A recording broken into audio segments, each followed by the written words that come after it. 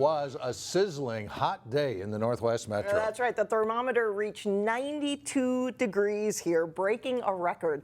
And Eric Nelson has more on this unusually warm day.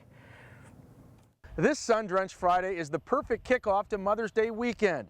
The folks here at the National Weather Service say it is extremely rare to have this kind of heat in early May. The warmest bubble, is across the north here. Forecaster Chris Frank's weather maps had an unusual look today. Well, right now we're forecasting 90. As the Twin Cities was one of the nation's hot spots. Right now, the Twin Cities are as warm as any place in the country.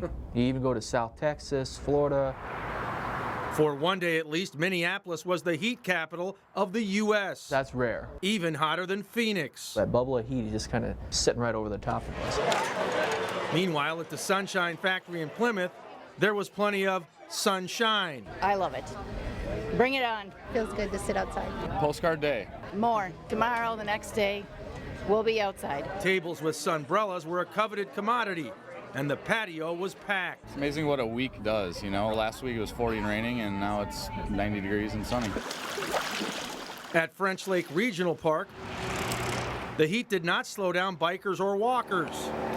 Others had some fun in the sun on a royal blue lake. I think it's a great Friday way to kick off the weekend. By early afternoon, the thermometer had jumped to a record 90 degrees. Based on our pace right now, we should be right around 90 for a high, maybe 91. But a record for the Twin Cities on this date.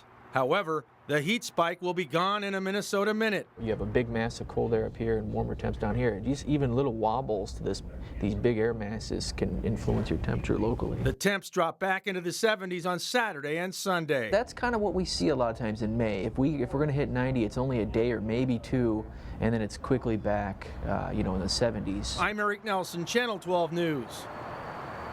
Chris Franks of the National Weather Service says the fire danger is high due to the hot and warm conditions, and he advises people avoid outdoor burning.